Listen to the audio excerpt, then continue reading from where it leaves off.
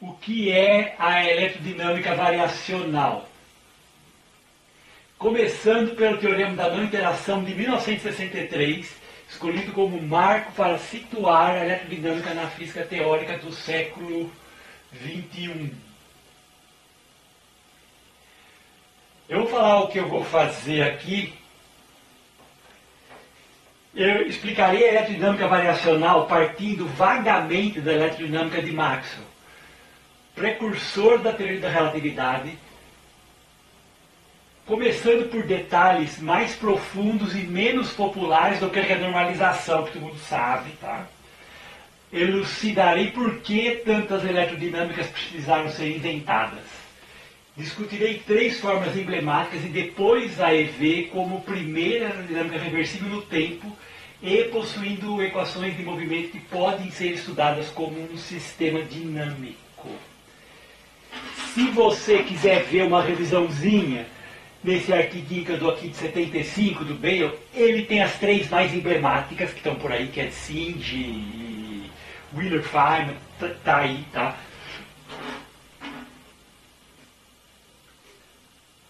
Assim como a eletrodinâmica quântica, eu vou chamar de QED, a EV é um problema de dimensão infinita, que eu vou explicar depois também o que é isso.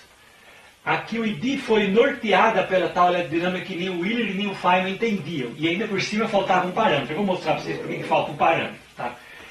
A EV é mais complexa que a QED pela não localidade do espaço funcional. São 2 problemas de dimensão infinita, tanto a EV quanto a QED, só que a EV é mais complicada porque é um espaço de dimensão infinita que vem de um outro ponto. Tá? Então é mais complicada ainda. Tá? E, portanto, não está contida na QED. Em compensação, economiza hipóteses. Tá? E é uma teoria que precisa ser estudada ainda. Tem um monte de coisa que eu vou vender para vocês aqui. Tá?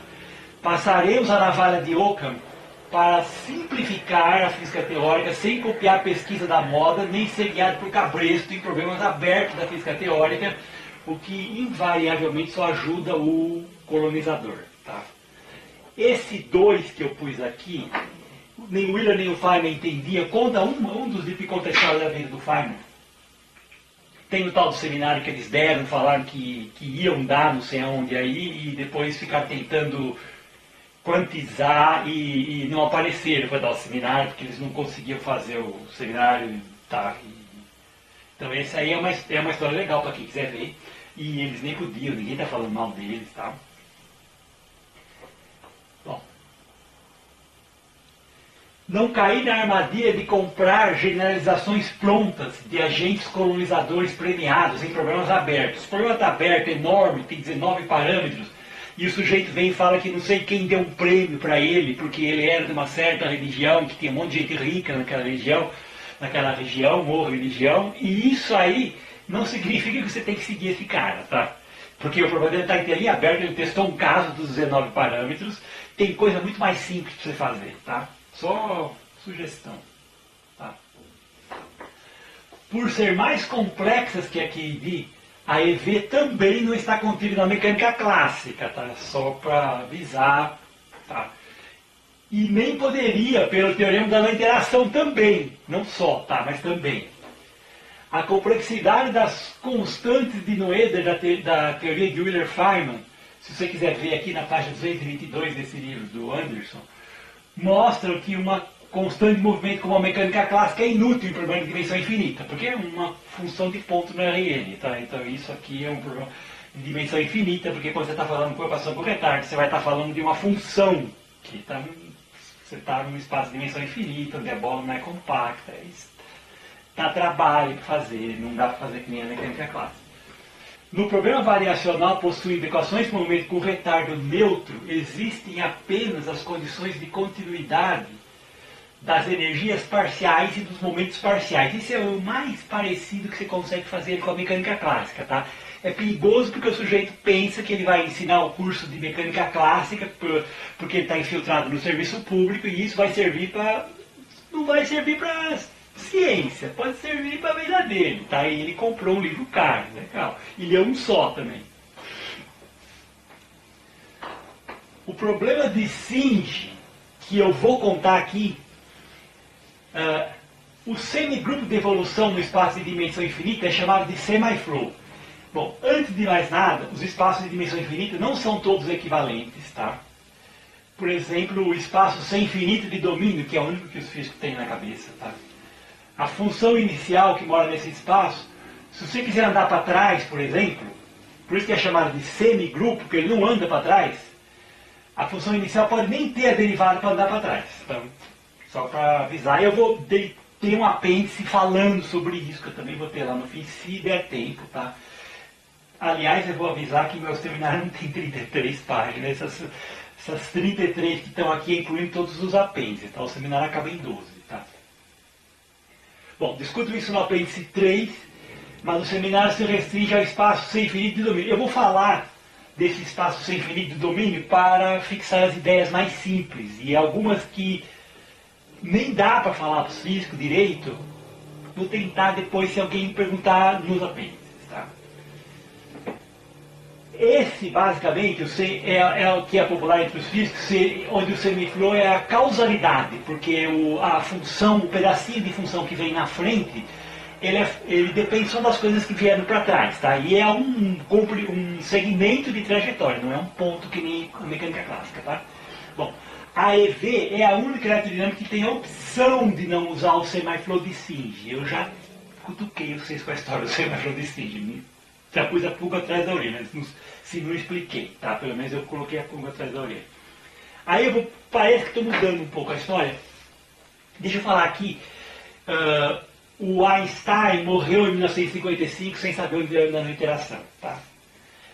O Einstein fez um monte de coisa legal, quer dizer, teoria da relatividade não foi só ele que fez, tá? Parabéns para o Sr. Einstein. Depois ele virou um colonizador pago por sujeitos ricos, tá? E ele também fez um monte de coisa errada, inclusive por não saber o teorema da interação, tá? Que foi descoberto e provado em 63, tá? Ciência, você tem que suspeitar do teorema e depois começar a fuçar e acabar provando, tá? Se você nem consegue sentir o cheiro, porque não consegue pensar por conta própria, você não adianta provar o teorema em linha reta e nem aprender a prova do teorema. Você precisa pelo menos aprender a cheirar o teorema, tá? E aconteceu um monte de coisa. E aí em 63 eles resolveram tal, que se fosse por invariância de Lorentz não ia dar certo a mecânica clássica, tá? Deixa eu falar o teorema da interação que eu acho legal. Eu peguei isso desse artigo do Lloyd Weiler porque eu não tinha acesso a Physical Review, eu não consigo mais acessar o Physical Review de casa. Eu peguei esse aí, que é de 65, ele cita o 1963 e cita, e tem uma literatura enorme, bate no Google, teorema da não interação, você vai ver, tá? A non-degenerate Hamiltonian theory of a finite number of classical particles cannot describe any interaction if the theory is relativistically invariant and if the particles coordinates transform under the Lorentz group, tá? Transformaram de Lorentz, que todo mundo aprende aí no curso de relatividade. Por exemplo, um exemplo curioso e instrutivo, muito legal. Para o problema de dois corpos, o único movimento invariante de Lorentz é o movimento com velocidades constantes, controlado por EDOs hamiltonianos. E o hamiltoniano é dado por isso. Esse é o único hamiltoniano de dois corpos que não é invariante de Lorentz. Se quiser um de 3, soma mais quadrado de P3 aqui, vai ser o único também. Muita gente que ouve coisa, ou que se infiltrou no serviço público, sei lá o que, como é que faz, que ouve coisa em curso pega um livro velho de mecânica quântica, quando eles falam de conversão relativista. Conversão relativista significa o seguinte: o sujeito pôs um V de R aqui, que é menos 1 sobre R, além disso. Bom, já está errado porque não é invariante de Lorentz, porque não pode ter interação, porque o R é 1 sobre x, 1 menos x2 e mistura os dois, então já está errado. E aí ele pega e expande isso aqui para falar de correção relativística. Lógico que você pode falar para ele, corrigir o quê, meu senhor? Isso já está errado. O senhor vai fazer um problema que não existe e ele vai querer corrigir. Para que corrigir? Bom, então, essa linguagem foi mudada, tá? Não nos livros velhos, não avisaram um monte de gente, tá? E continuaram vendendo livro velho, porque o capitalista só quer vender livro velho, só quer vender ideia velha e ideia que vende. Não interessa se é boa, se está errado, se está certo. Esse é o problema sei lá, do comprador, mas isso não tem nada a ver com o cara que está fazendo o livro pela Springer, que está vendendo por $300, é uma universidade rica que vende um curso para filho do Bill Gates. Se ele pagou $1 milhão para a universidade, a gente usa, né? Mas se vai avançar a ciência, esse é um outro problema, né? O teorema da não interação prenunciou o apocalipse zumbi criado pela mercantilização e sacralização da ciência. Primeiro eles puseram os profetas na ciência. Tá? Tem um lá morando na casa do Einstein agora, falando que uma teoria que não pode ser testada, do string. O que é aquilo? Ele mora na casa do Einstein. E eu com isso que você mora na casa do Einstein. Tá? Eu também estou vivendo no mesmo planeta que o Aristóteles morou, que o Galileu morou também. Não é bem perto, tão perto quanto a casa do Einstein, mas em todo caso eu também moro no planeta Terra, né? Que já é... Bom, o teorema da interação prenunciou o apocalipse zumbi criado pela mercantilização e sacralização da ciência. E esses nomes confusos, energia e mecânica, já estavam nas teorias da física, depois do teorema da não interação. E principalmente as vendidas nos livros da primeira metade do século XX, que são palavras que aos poucos vão saindo, elas têm um significado, mas não é bem um significado legal, porque...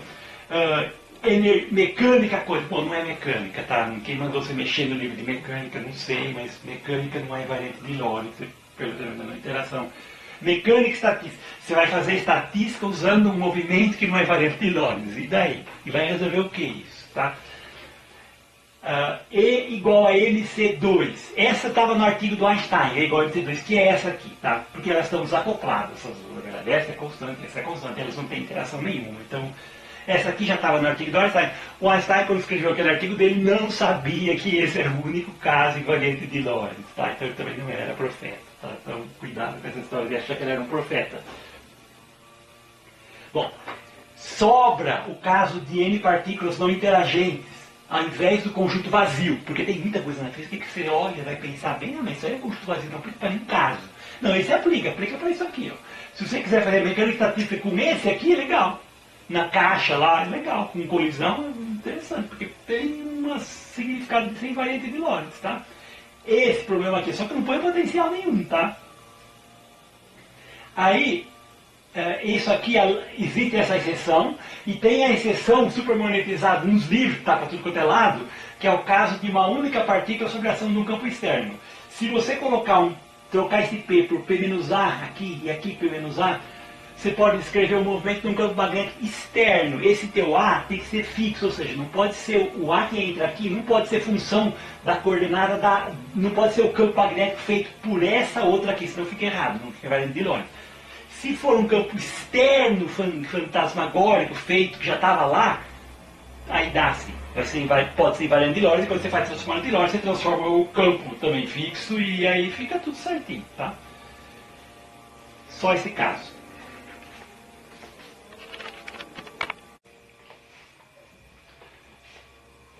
Bom, deixa eu explicar agora o que é o tal do semi-flow de Singe, tá? Que tem um monte de coisas, que é um semigrupo de evolução dos domínios entre cadeia de costura. Eu vou contar para vocês tudo isso, vou tentar explicar com uma figura, tem um monte de coisa que vai aparecer aqui que logo de cara é estranho.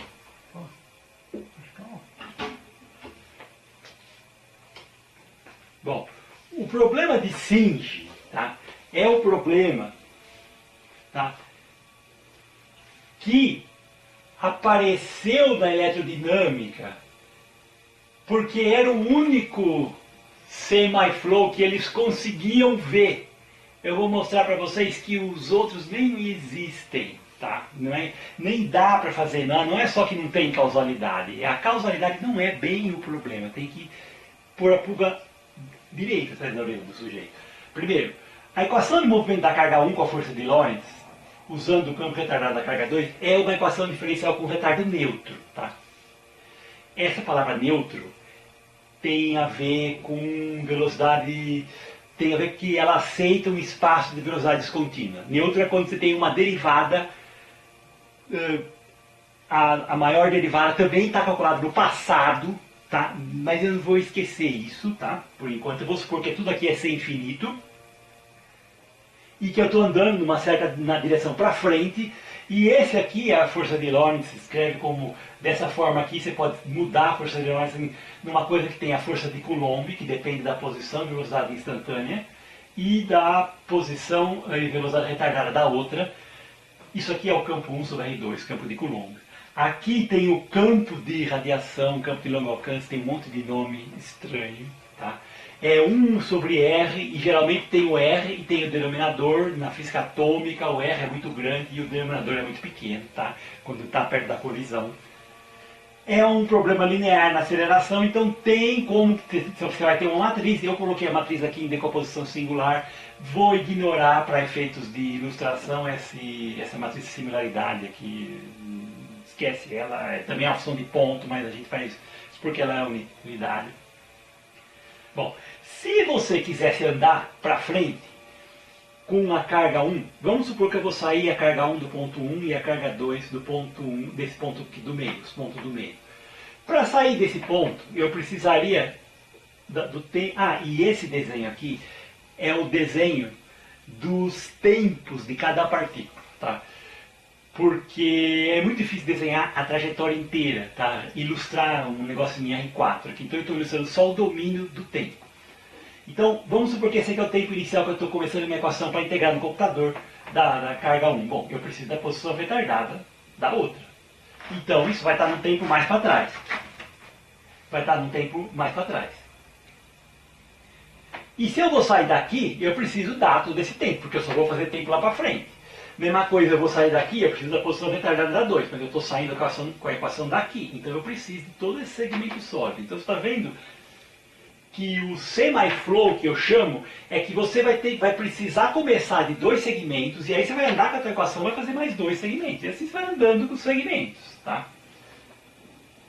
Só de curiosidade, se você quisesse andar para trás uma equação dessa, significaria andar o tempo para trás, só que aí você passa esse termo para o lado esquerdo, passa esse para o lado direito, e aí você tem que inverter uma matriz singular, não vai dar. Tá? Então você não vai conseguir andar. Mesmo no espaço sem infinito, supondo que eu falei para vocês que eu ia esquecer da questão de ter derivada, porque o fato de não ter derivada, quando você vai andar para trás, ainda por cima tem o problema que a função pode não ter as derivadas naquele espaço funcional que você está. Eu estou falando só supondo que você está no espaço sem infinito. Tá? Então depois aqui eu teria que ir na lousa e mostrar que formalmente nem no domínio sem infinito dá para você andar para trás. Tá? Aí deixa eu contar para vocês que a massa do próton não é infinita e nós já estamos no século XXI, né? E nós deveríamos mapear esse cabresto capitalista chamado Física Moderna do século XX, que é um monte de livro velho, que tem um monte de coisa que não avisa o sujeito. Porque o capitalismo da Springer vende livros, a Amazon vende livros, você vai comprar um livro velho, ele vende o livro. Agora, livro teria que ter data de validade que nem leite no supermercado. Depois de um certo dia o leite está estragado, você vai tomar aquilo. Ciência não fica estragado, mas fica velha, aí não precisa, você vai aprender umas coisas que já estão um pouco ultrapassadas. Né? Se o cara quer comprar aquela porcaria, você vende por $300 para ele. E nos Estados Unidos também tem isso, eles pegam a universidade de lá, 200 mil universidades, porque as cidades têm muito de dinheiro, vende umas coisas caríssimas para o filho do Bill Gates, vende uma teoria, faz o departamento disso, o departamento daquilo. Não significa que está sendo a coisa boa para a ciência, está fazendo aqui para vender. Tá?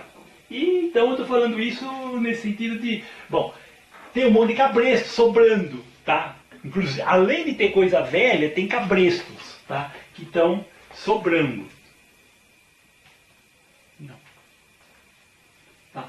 Por exemplo, um que me pegou até 2007, que é a equação de Lorentz-Dirac. O Dirac, em 1938, fez uma aerodinâmica usando o semi-flow de Singe, que ele achava que ia andar para trás. Eu já falei para vocês que não anda para trás. O problema de Singe não anda para trás, tá? Porque tem uma matriz singular. Se você quiser andar para trás, você não vai andar nem no espaço sem infinito. Tá? Nos outros, pior ainda. Ele achava e nunca testou isso. Tá? E aí eu vou contar para vocês por que a massa, normalmente quando você pensa com cabeça de estado sólido, por que eles não te contam o teorema da não interação? Porque o próton é bem pesado, então eles pensam que você vai colocar vai se colocar no referencial onde um próton tem massa infinita e está sentado na origem. Aí você vai nesse referencial, o próton está sentado na origem e o campo é instantâneo. É o campo de Coulomb. Por quê? Porque você está sentado em cima do próton e o próton não se mexe. Qual que é a posição retardada do próton? A mesma de sempre, porque ele sempre esteve lá em x igual a zero. Bom, legal. Agora, se você for pôr o movimento do próton, que não é tão trivial assim, tá? Na história. Tá? Então é por isso que desabilita o retardo. Se põe com massa infinita, ele não se mexe, então o campo dele é sempre instantâneo. Tá? Tem um monte de coisa curiosa, engraçada, de gente falando que ele achou que o elétron ia cair escalando no próton. Bom, sei lá se cai, tá? Mas cair assim é por qual teoria, meu senhor? Pelo semifluido de Singe que ele cai? Tá? Aí, em 2007, eu tentei integrar para trás o problema de dois corpos. Se você achou que ia cair, eu sugiro que você leia o 6 e o 7. Bom, esses caras aqui do 5, eles tentaram fazer o espalhamento de Rutherford andando para trás, só que com próton de massa infinita. Tá? 1978, dois canadenses. Tá? Aí, se você for tirar a massa infinita do próton, nunca ninguém fez isso. Tá? Vamos supor que um dia a gente vai conseguir. É uma coisa muito interessante estudar o problema de dois corpos com invariância de Lorentz. É isso que eu estou vendendo aqui para vocês. É interessante sim, só que até não foi feito. Tá? Por exemplo, essa história de espiralando, se você for no 6 e no 7, você vai ver que, primeiro, o elétron não cai em coisa nenhuma. Ele foge do próton. Se você puser o próton com massa infinita, ele foge. Tá? Se você achou que ele ia cair, bom, cadê a teoria consistente que você faz? Tá? E aí, se você vai nos livros, eles não te põem o problema, eles integram o problema de Dirac, eles pegam um problema fictício para andar para trás. Não pegam o problema que presta. Tá? O problema com massa é infinito, o elétron foge para frente.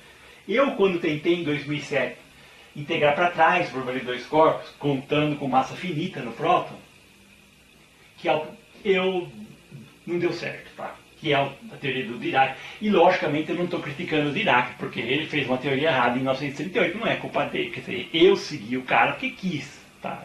Que eu era um ser do ano 1900 eu fiz isso aqui em 2007, porque eu quis, né? O Dirac já estava morto, não tem nada.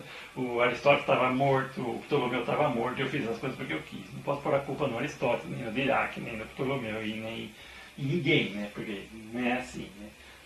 Aí eu dei cabeçada, você precisa dessas cabeçadas.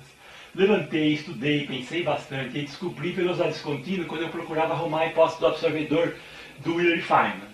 Eu descobri em 2010. Foi aí mesmo minha carreira mais ou menos que começou, tá? Nesse artigo aqui. E aí depois que eu entendi velocidade contínua, eu acabei fazendo o Cinderella, tá? Que é o artigo que eu tive que mais apanhou na vida por isso que eu chamo ele de Cinderela, porque o sujeito que estava batendo depois, não vou contar para vocês depois, não interessa porque o cara estava batendo, tá? Bom, olha um cabresto aqui que eu peguei dessa história de cair no próton, legal. Peguei do livro do John Bell, tá? Que chama Speakable and Unspeakable in Quantum Mechanics. Ele vem desse livro, né, pela Springer, pela Amazon, blá blá, legal. Já vendia isso desde 1987, deve estar rico hoje. Tá? Porque se vende para o hemisfério sul aqui, o dólar é altíssimo, a gente compra o livro, daí lê só uns pedaços. Tá? The first is this: the Maxwell-Lorentz theory provides a very inadequate model of actual matter, in particular solid matter.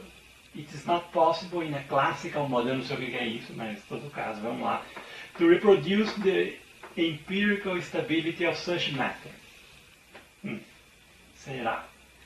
Moreover, things are made worse when radiation reacted is included. Legal. Quer dizer, o semiflow de Singe, que ele está chamando aqui, tá?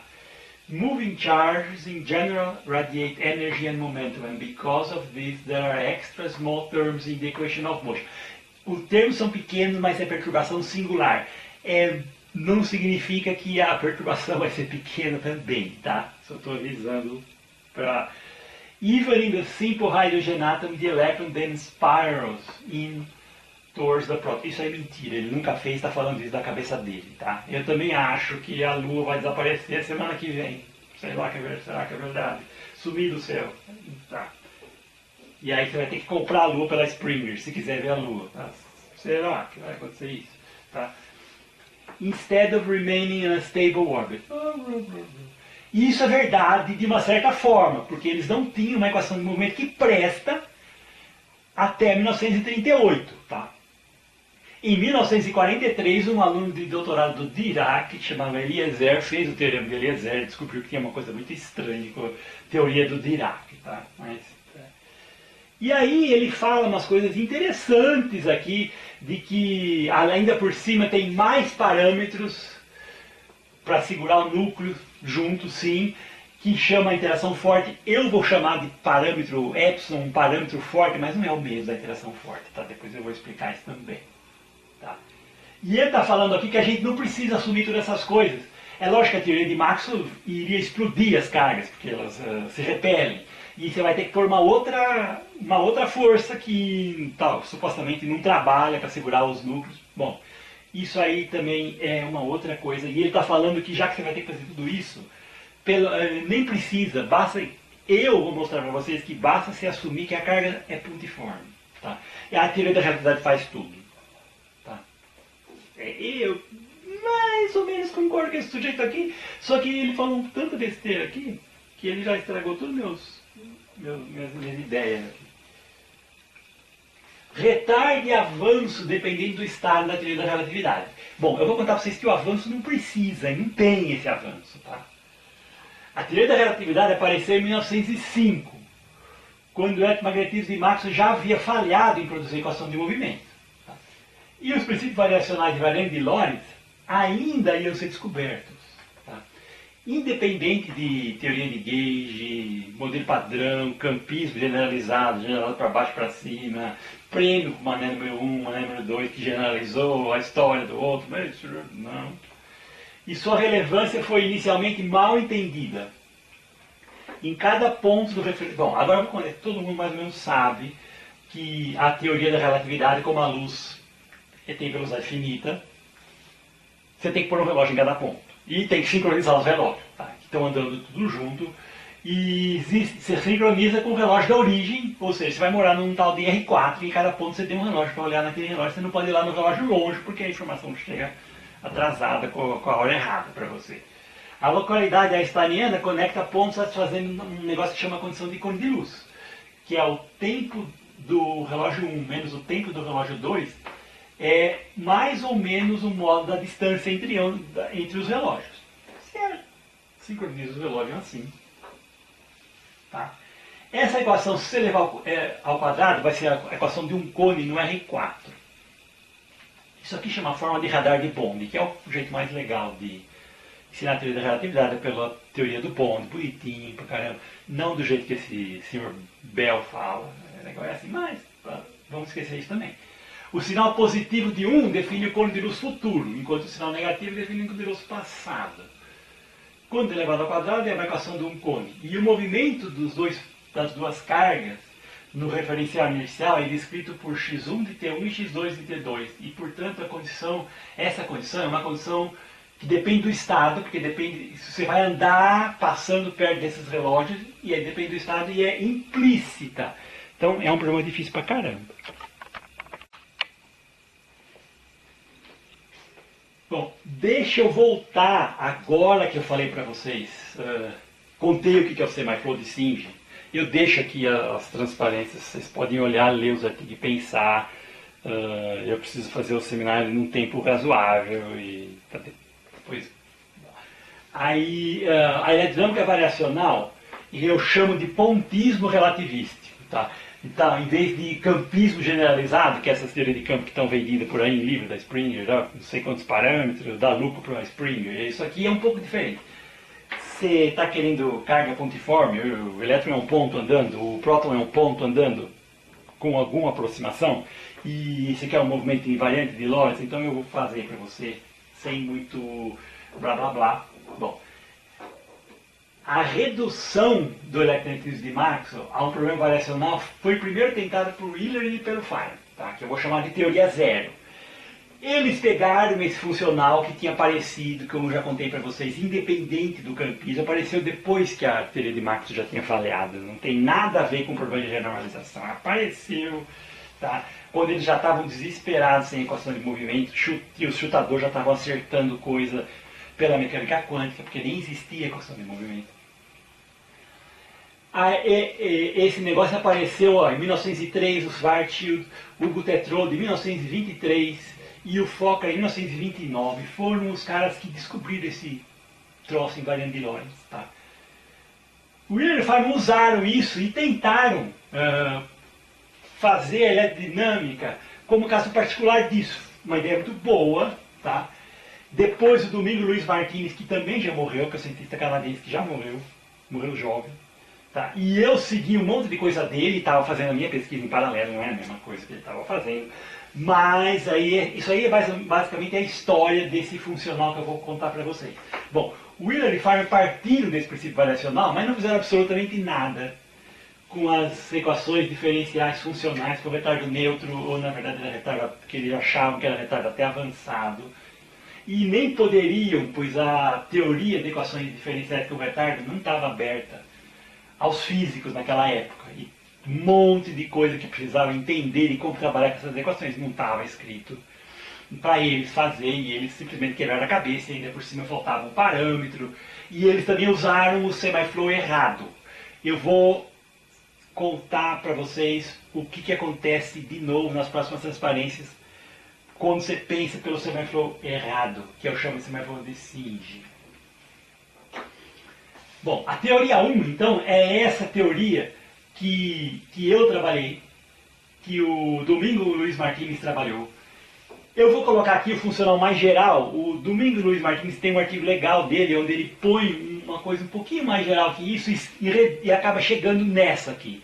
Ele põe coeficientes que dependem um pouco de coisas invariantes de Lorentz, por isso que eu estava chamando de equivariante.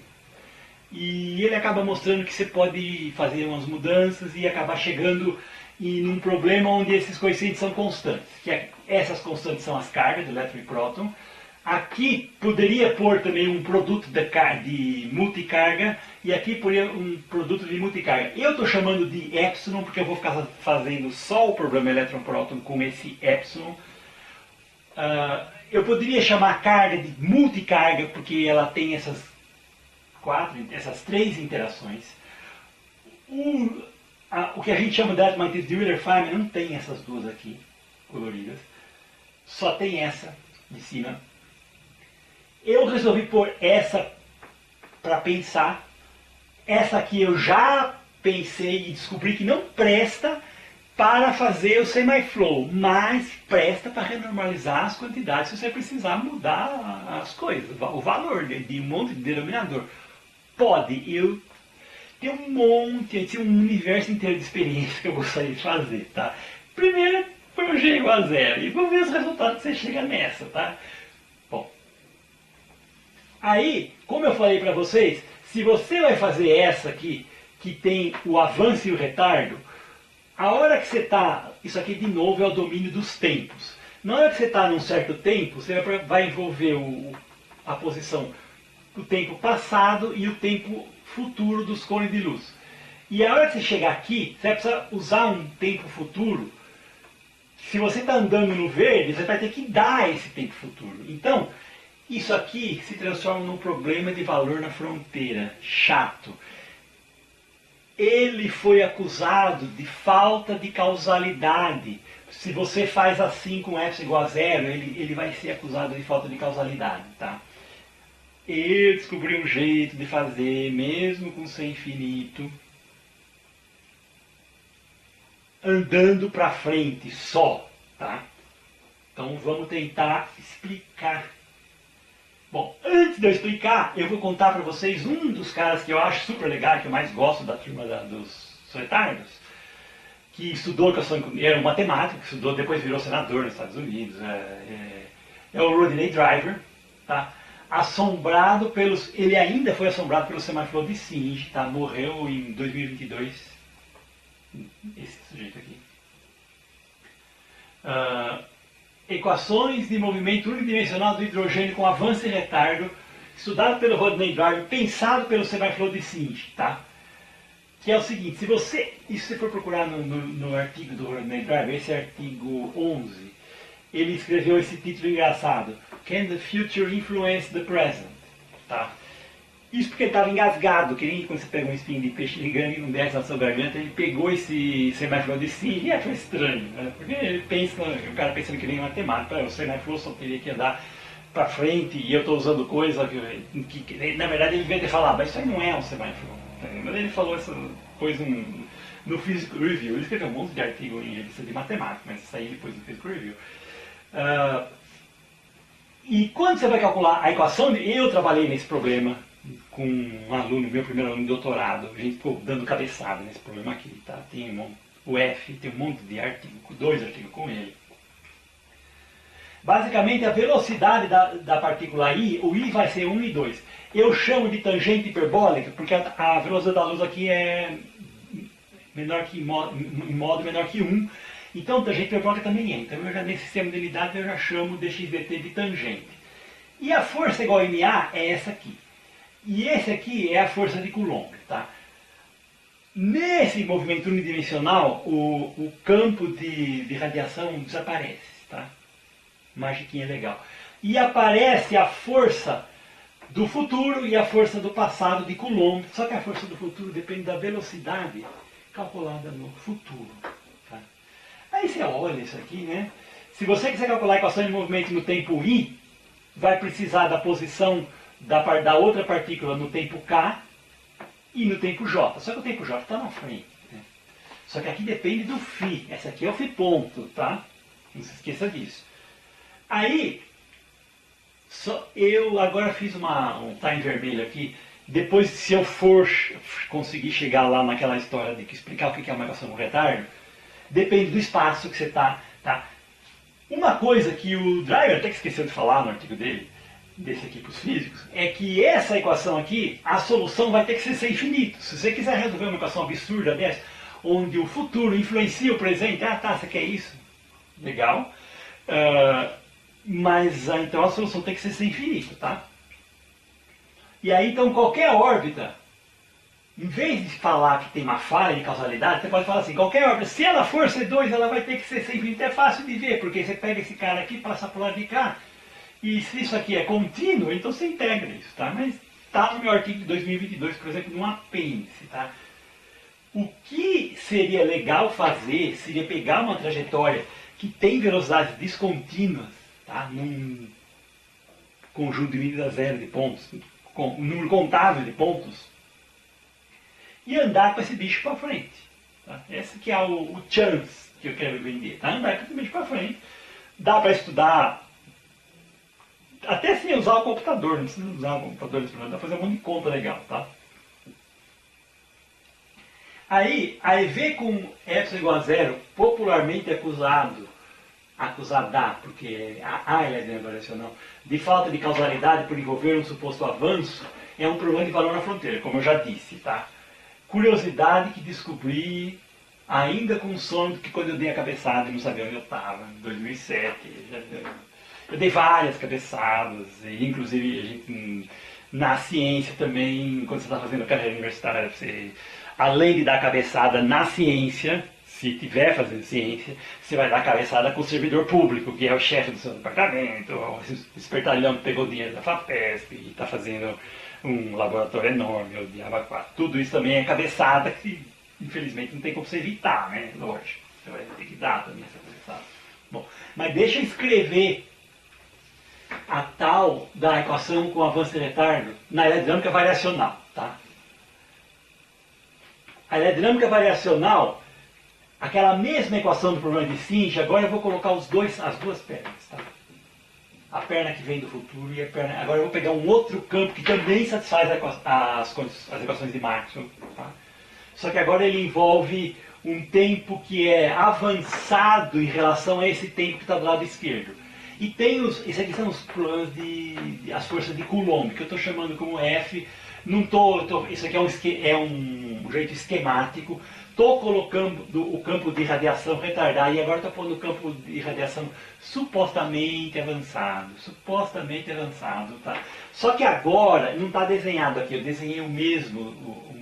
Eu vou agora começar, vou pegar, se o epsilon for diferente de zero, a matriz não é mais singular.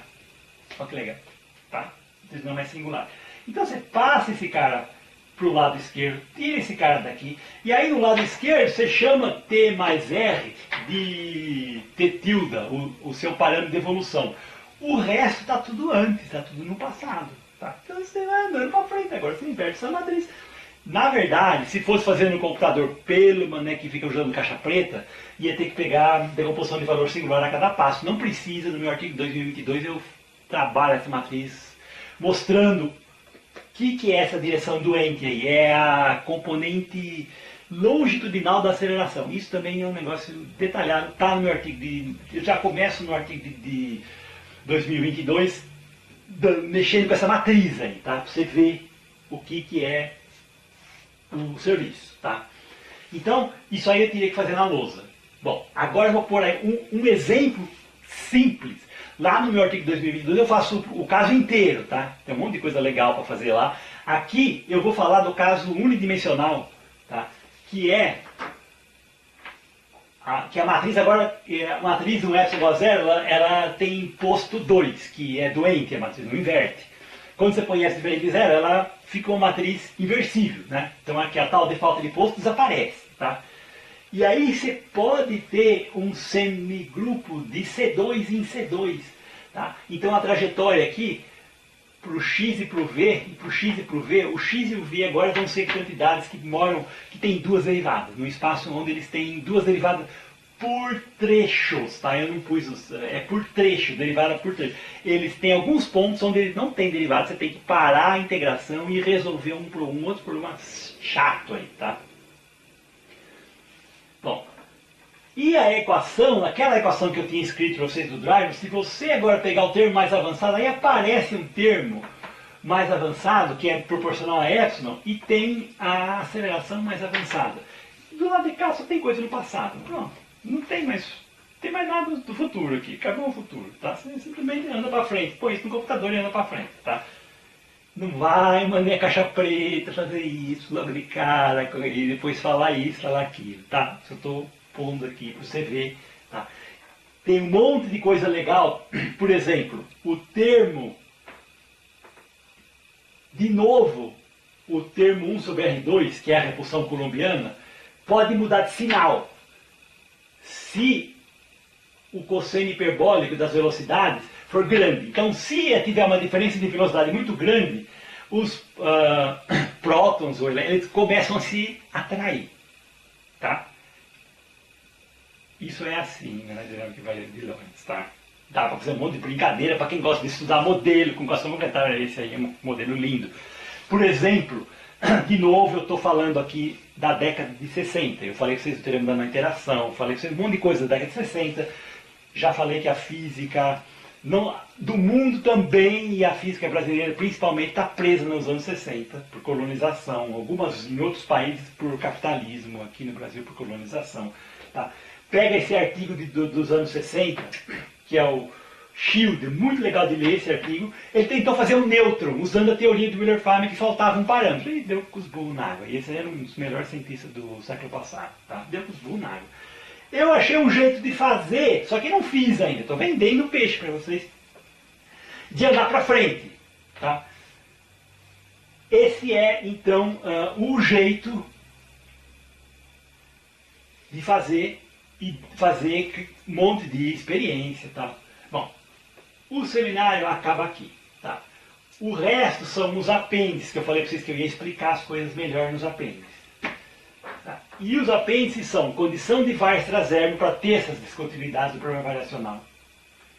Detalhe da camada limite. Camada limite é um negócio chato pra caramba, que perto da colisão à distância, onde eles chegam perto e depois eles voltam a velocidade descontínua. Tem um monte de coisa. Aqui que está o cacho de abelha, bonito e lindo, tá? Classificação de tipo de colisão à distância e um monte de coisa. Está no apêndice 2 e tem um monte de coisa para fazer aqui. Teoria das equações com retardo como semi-flow e propriedades de equações neutras, apêndice 3.